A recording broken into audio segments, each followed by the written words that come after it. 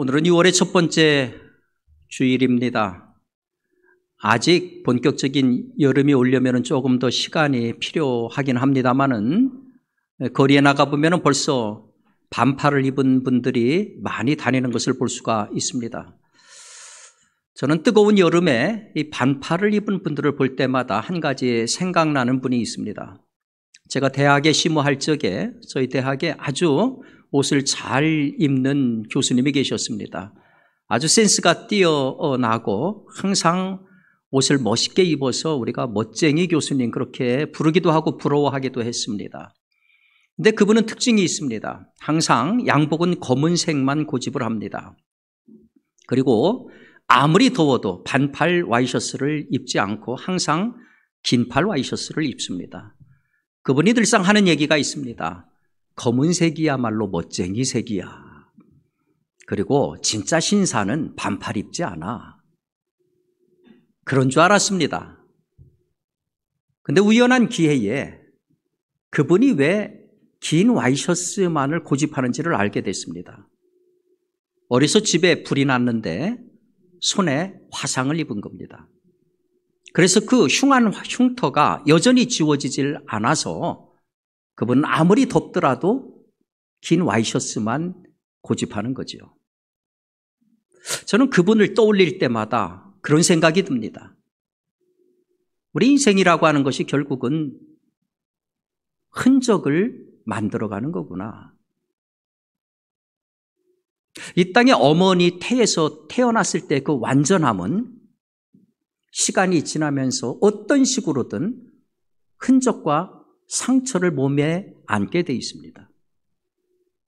산다는 것은 결국은 그러한 흔적을 안고 만들어가는 것이고, 그리고 결국은 그 흔적을 남기고 가는 것입니다.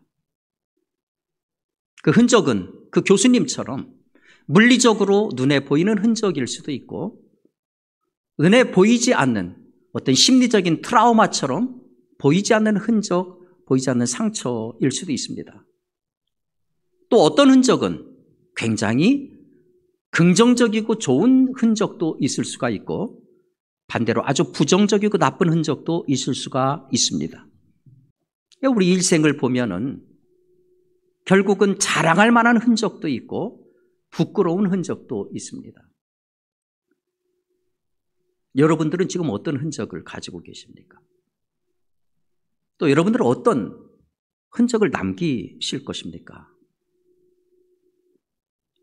제가 이 흔적 이야기를 하는 것은 오늘 성경이, 사도 바울이 이 흔적을 얘기하기 때문입니다.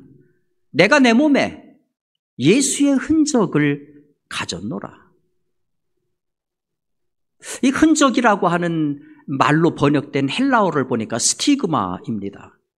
근데 이 스티그마라고 하는 단어는 우리는 흔적으로 번역을 했지만 본래의 뜻은 낙인에 가깝습니다.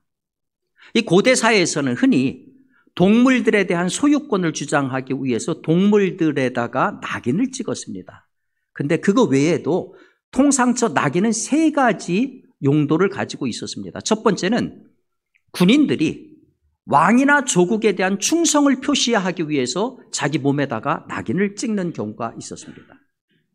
또 하나는 종교인들이 자기가 섬기는 신에 대한 충성과 헌신을 표시하기 위해서 몸에다가 낙인을 찍었습니다. 이것들은 굉장히 특수한 경우고, 일반적인 경우는 노예나 종들에게 그 주인이 자기의 소유권을 주장하기 위해서 낙인을 찍었습니다. 오늘 사도 바울이 내 몸에 그리스도의 흔적, 즉 낙인을 가졌노라 했을 때 그 낙인은 무슨 종교인의 낙인이 아닙니다. 전쟁에 나가는 군인의 낙인도 아니고요. 엄격하게 말하면은 종과 노비의 낙인을 의미하는 겁니다. 이건 사회학적으로 보면 자랑할 게 아니에요. 다들 숨기고 싶은 겁니다. 다들 피하고 싶은 단어입니다. 그런데 보세요. 사도 바울이 뭐라고 얘기합니까? 내가 내 몸에 그리스도의 흔적을 가졌다. 숨기는 게 아니라 자랑스럽게 얘기합니다. 또 뭐라고 얘기합니까? 우리들은 다 자유를 원합니다. 자유인이 되기 원합니다. 근데 사도 바울은 정반대 얘기를 합니다. 나는 그리스도의 종이다. 나는 그리스도의 노비다. 예수가 내 주인이다. 이거 우리 상식하고 맞는 얘기가 아닙니다. 굉장히 역설적인 얘기입니다. 당장 이제 궁금해지는 게 그런 거가 있어요. 예수의 흔적을 지녔다고 하는데 그 예수의 흔적이라고 하는 게 도대체 뭔가?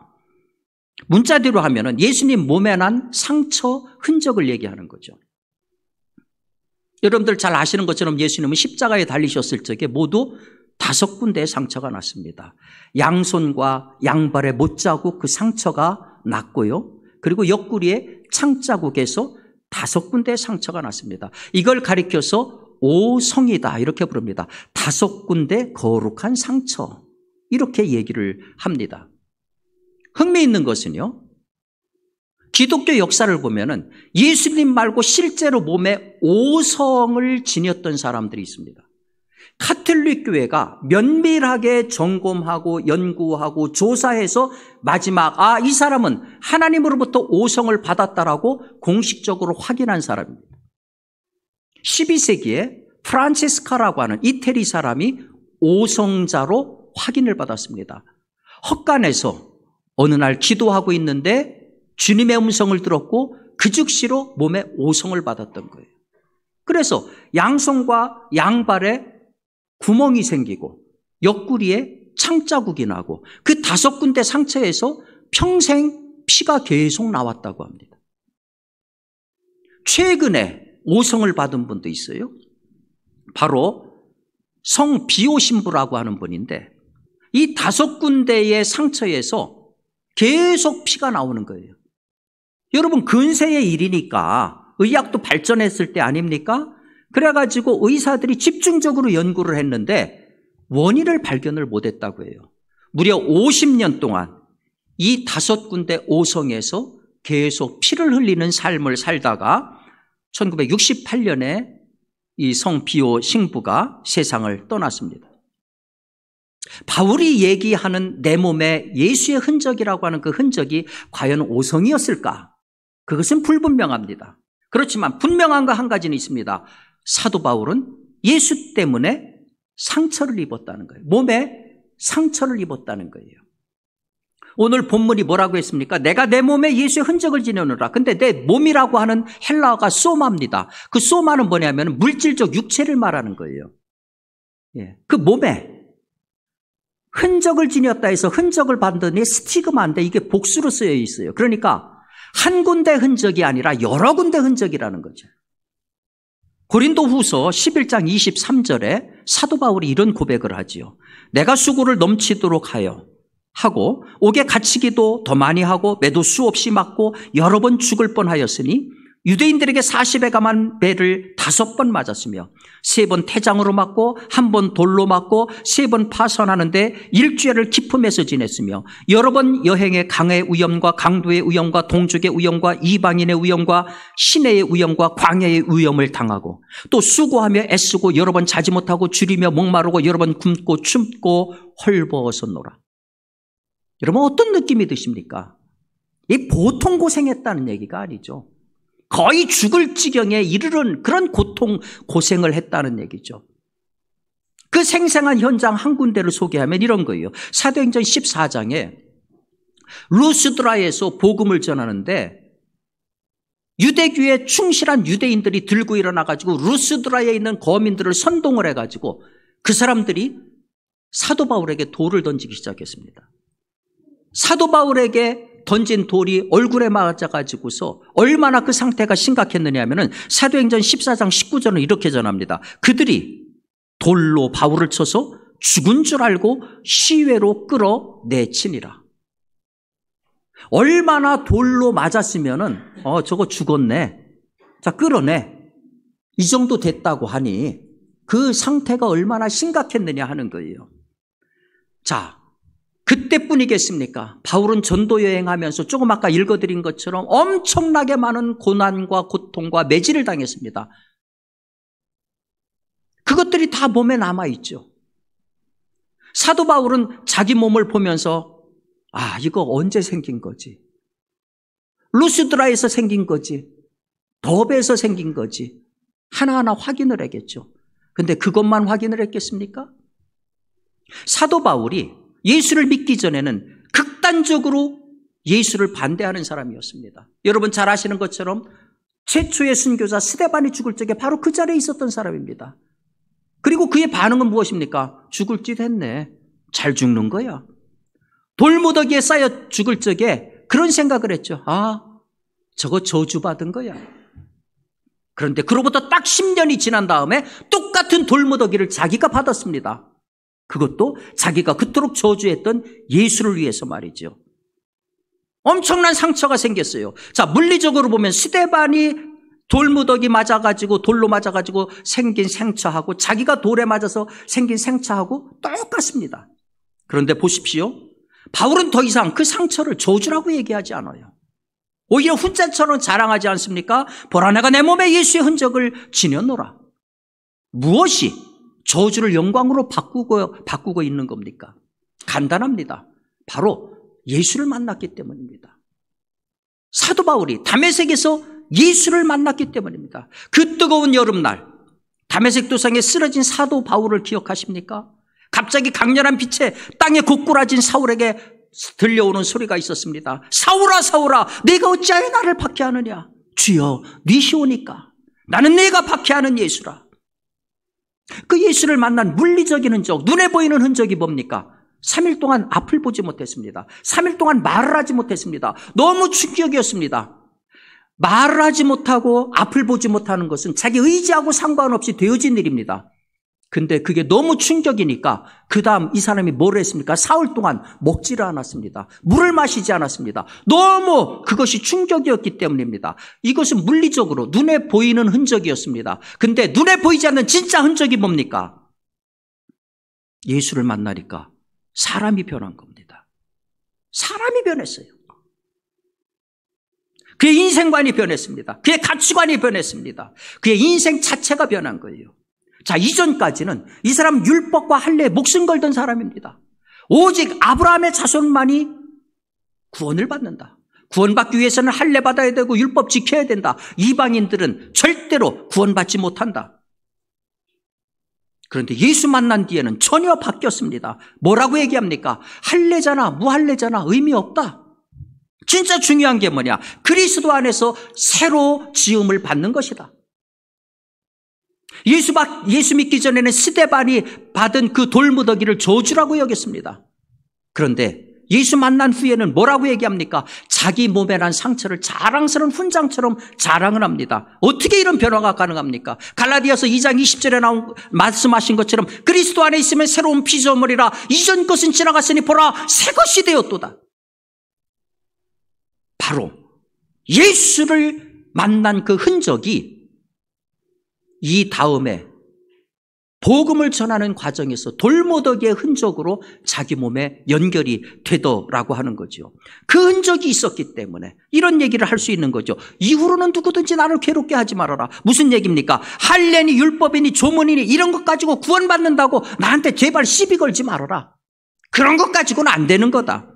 여러분 놀랍지 않습니까? 불과 10수년만 하더라도 율법을 위해서 목숨 걸던 사람이 예수 만난 다음에 예수를 위해서 목숨 거는 사람으로 바뀌었다 하는 얘기입니다. 미국의 세무얼 스트레트라고 하는 교수가 고고학자인데 이분이 사도 바울의 전도 현장을 고고학적으로 연구를 했어요. 이고니온에서 루스드라까지 가는 길을 연구를 했습니다. 이고니온은 지금의 터키의 수도 앙고라에서 250km 떨어진 지역입니다. 해발 1000m 있는 고지대입니다. 거기서부터 40km 떨어진 곳에 루스드라가 있어요. 그러니까 이고니에서 루스드라까지 40km에 대해서 고고학적 발굴을 해봤더니 놀라운 것은 비잔틴 양식의 교회가 50군데 이상 있는 것을 발견을 했다는 거예요. 50km 구간 안에. 그런데 고대 문서에 의하면 이곳에만 무려 1001개의 교회가 있었다는 겁니다. 이제 발굴을 통해서 그게 드러나겠죠. 여러분 이게 뭡니까? 바울이 돌 맞아 가면서 남긴 복음의 흔적들입니다. 바울은 6년 후에 골로새서를 기록하면서 이렇게 얘기를 합니다. 내가 이제 너희를 위하여 받는 괴로움을 기뻐하고 그리스도의 남은 고난을 그의 몸된 교회를 위하여 내 육체에 채우노라. 여러분 분명한 것은 그거예요. 태풍이 오면은 태풍의 흔적이 남습니다. 사랑의 열병을 앓으면은 그 열병의 흔적이 남습니다. 교통사고를 당한 분은 교통사고의 후유증이 남습니다. 예수가 내게 왔으면 예수가 내게 온 흔적이 있어야 맞습니다. 여러분이 예수를 구주로 고백했다고 하면은, 여러분이 예수를 만났다고 하면은 여러분에게 어떤 흔적이 남아 있습니까?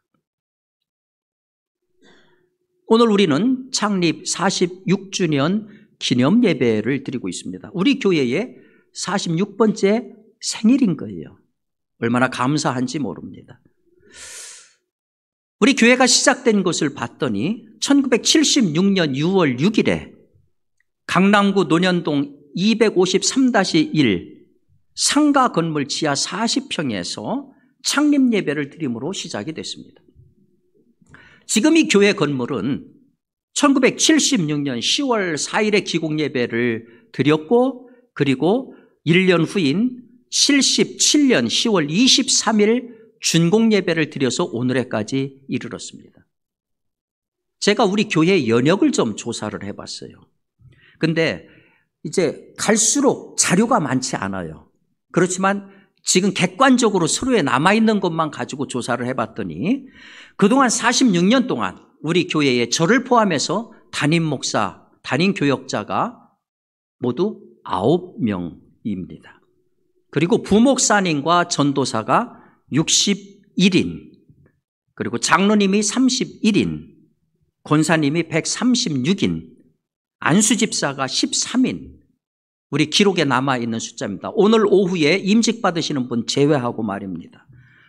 아마 기록이 조금 틀린 부분도 있을는지 몰라요. 그런데 그런 부분은 차치하고라도 무슨 이 기록들이 무엇을 얘기하는 겁니까? 이 교회를 통해서 수많은 사람이 예수를 믿고 예수의 사람으로 살았다 하는 얘기죠. 지금 여기 예배드리는 어르신들 가운데에도 우리 교회 산 증인들이 다 계십니다. 신앙의 산 흔적을 얘기하는 겁니다. 처음 우리 교회가 들어섰던 1970년대에 이 강남이라고 하는 곳은 오늘하고는 전혀 다른 곳이었습니다. 당시의 사진들을 보면은 정말로 격세지감을 느낍니다. 강남구청 사진을 봤더니요, 지금하고는 전혀 비교가 안 될 정도로, 와, 저게 강남구청이었나. 우리 교회 그 아름다운 건물도 46년이 흐르면서 많이 낡아졌습니다. 바로 세월의 흔적을 얘기하는 거죠. 근데 그 사이에 우리 교회 주변에는 마천루 같은 엄청난 빌딩들이 우후죽순처럼 들어섰습니다. 저는 시간이 날 때마다 교회 밖에 나가서 이렇게 우리 교회하고 주변의 건물들을 같이 이렇게 봅니다. 솔직한 심정이 그런 거예요. 세상은 미래를 향해서 달리고 있는데 우리는 과거에 멈춰서 있구나. 여러분, 교회는 예수 흔적 제작소입니다. 예수 흔적 가진 성도들이 우리 교회에서 계속 나오게 하려면은 우리도 미래를 향해서 달려가야 됩니다. 그러려면 두 가지가 필요해요. 제가 독일에서 학위를 받을 적에 그때 막 컴퓨터, 개인용 컴퓨터가 나오기 시작했어요. 지금 기억으로는 아마 286일 겁니다. 그거 가지고 독수리 타법으로 제 박사 논문을 썼어요. 그런데 그때 컴퓨터 나오면서 제가 처음 알게 된 용어가 하드웨어와 소프트웨어라는 단어입니다. 그 다음에 대학에서 교수로 심호할 동안에 대학은 계속해서 교육부의 평가를 받게 되어 있습니다. 그런데 교육부 평가는 지표가 두 가지입니다. 정량평가와 정성평가입니다. 정량평가라는 것은 말 그대로 계량이 가능한 거예요. 교수 수가 몇 명이냐, 학생 충원율이 몇 명이냐, 교육을 위한 교사 확보율, 시설 확보율은 얼마냐, 이런 것들은 다 계산이 나오는 것들입니다. 가시적인 거예요. 그런데 정량평가라는 것이 있습니다. 그거는 정신적인 겁니다. 예를 들어서 이 학교의 건학 이념이 교육에 어떻게 반영이 되고 있느냐, 총장의 리더십이 제대로 먹혀 들어가고 있느냐, 정성평가와 정량평가.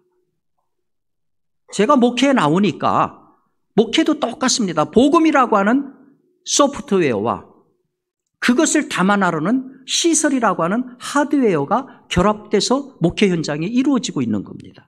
그래서 세상 만사는 그렇더라고요. 보이지 않는 가치인 소프트웨어와 그것을 담아내는 보이는 하드웨어, 이 두 가지가 같이 가는 겁니다. 여러분, 우리 교회가 정말로 미래로 나가려고 하면은 두 가지가 필요해요. 먼저 교회의 소프트웨어가 살아야 됩니다. 오늘이 창립 주일인 동시에 성령 강림 주일입니다. 성령 강림 주일은 우리에게 항상 도전이 되는 주일이에요. 우리 교회가 성령 충만한 교회인가? 우리 성도들이 성령 충만한 성도들인가? 우리 교회가 성령의 능력 안에 있는 교회인가? 우리 스스로를 다시 점검하고 다시 새로운 결심을 다지는 것이 성령 강림 주일입니다. 성령으로 우리 안에 하나가 되어 있는가? 개개인의 성숙하지 못한 인격들이 도출돼가지고 서로 지지고 볶고 싸우고 분열하는 이 흔적들 이제는 다 지워야 된다는 얘기죠. 하나님이 기뻐하시는 교회, 예수 믿는 것이 행복한 성도들, 그리고 사회와 이웃으로부터 칭찬받는 교회, 우리 교회가 갖추어야 될 미래를 향한 소프트웨어입니다. 또 우리 교회가 예수의 흔적을 계속 찍어내는 복음을 담는 교회가 되려고 하면 이 복음을 담는 하드웨어가 있어야 돼요. 여러분, 사회는 지금 21세기, 22세기를 향해서 달려가고 있는데 우리 교회는 19세기에 멈춰 있다고 하면은 이건 조롱거리밖에 되지 않는 겁니다. 이 강남이 어떤 곳입니까? 세계적인 교육 특구입니다. 자녀의 교육이라고 하면 물불을 가리지 않는 곳입니다. 그런데 기독교 교육에 대한 학부모들의 관심은 제로인 지역이 바로 강남입니다. 이곳에서 차세대 그리스도인들을 키워낸다. 제대로 된 시설도 갖추지 못하고 뭘 하겠다는 얘기입니까? 우리 길 건너 3m 건너 바로 옆에 지금 건물 하나가 공사를 하고 있어요. 담을 사이에 두고 20몇 층짜리가 있고요. 바로 옆에 또 들어서고 있습니다. 지하 7층에 지상 20몇 층입니다. 공사하는 것 때문에 교회가 덜덜거립니다. 저거 들어서고 나면은 우리 교회하고의 완벽한 조화가 더 강화가 될 겁니다.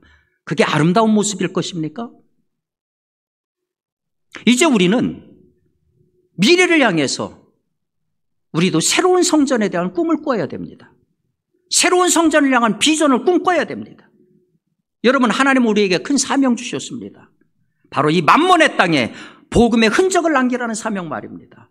예수의 흔적을 남기라는 사명 말입니다. 지난 46년 동안 어려운 중에도 하나님께서 에베네셀 되시어서 이곳까지, 오늘까지 인도하시었습니다. 이 하나님의 은혜에 감사하며 중년의 나이를 먹은 우리 교회가 이제 새로운 각오로, 미래로, 희망으로 나아갑시다. 예수의 흔적을 가진 사람들, 예수의 흔적을 새기는 교회, 창립 46주년을 맞이하는 우리의 각오입니다.